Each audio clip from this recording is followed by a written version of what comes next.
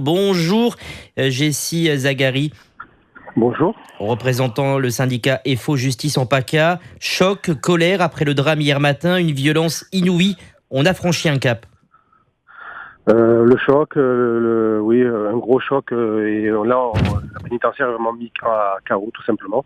Endeuillé. On est endeuillé et c'est pas un palier, c'est vraiment tragique, une tragédie qui est arrivée. Alors on rappelle, ce véhicule pénitentiaire transportait un détenu qui était de retour d'extraction du tribunal judiciaire de Rouen vers la maison d'arrêt d'Évreux. Un détenu connu quand même et réputé assez dangereux. Un détenu quand même qui a le profil de nombreux détenus, que ce soit sur le centre pénitentiaire d'Avignon-le-Pontet, que ce soit sur le centre de détention de Salon ou d'autres établissements de la PACA. C'est un profil presque, bon, peut-être pas standard, mais un profil qui est assez répandu au sein des structures pénitentiaires. Alors comment ça se passe, ce transfert d'un détenu d'un centre de détention vers un tribunal notamment? Ce sont des agents spécialisés, des agents qui sont formés, qui effectuent ce type d'opération? Oui, depuis plusieurs années, on a mis en place soit des équipages qui s'occupent des extractions judiciaires, soit des équipes locales de sécurité pénitentiaire qui sont formées justement à travailler sur la voie publique et à escorter les détenus sur les palais de justice ou sur les transferts médicaux ou transferts administratifs. Alors selon le détenu, si on a bien compris, le chiffre au niveau de l'encadrement peut varier. En fonction de la dangerosité, effectivement, l'administration pénitentiaire peut faire que l'escorte soit la plus basse possible, à la plus haute possible, avec présence des forces de sécurité intérieure. Alors vous êtes en grève aujourd'hui, vous avez demandé une opération et une journée morte dans les prisons. Quelles sont vos revendications? Qu'est-ce que vous demandez? On sait que les syndicats vont rencontrer le garde des Sceaux cet après-midi. Disons qu'aujourd'hui, c'est pas trop place aux revendications, mais plutôt au deuil.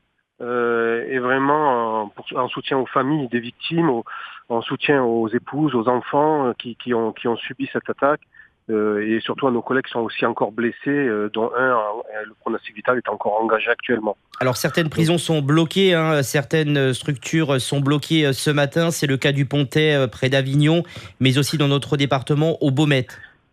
Tous les établissements de la PACA sont bloqués actuellement. Le centre de détention de Tarascon, la maison centrale d'Arles, le centre pénitentiaire d'Aix-et-Luynes, Draguignan, etc. Vraiment tous les établissements, tous les personnels, quel que soit leur grade ou leur corps, sont devant les établissements justement en deuil justement par rapport à ce que nous venons de traverser, ce que nous traversons.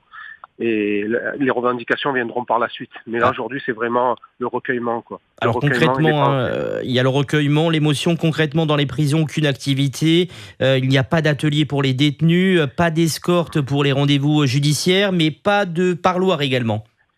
Ça dépend des établissements, mais effectivement, certains établissements, il n'y a pas de parloir mis en place, en plus de tout ce que vous venez de citer. Et ça veut dire qu'aujourd'hui, le mouvement pourrait être reconductible. Ça veut dire que demain, il pourrait y avoir également une journée morte dans les prisons? Le mouvement peut être reconductible, effectivement, et celui-ci peut soit se durcir. Donc aujourd'hui, pour l'instant, on ne sait pas. On attend vraiment le fait que le ministre de la Justice reçoit l'ensemble des organisations syndicales à 14h cet après-midi.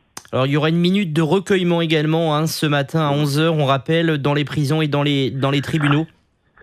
Tout à fait, à 11h, car c'est l'heure tragique où le commando a exécuté les personnels en mission hier. Et l'ensemble des personnels, quel que soit leur corps.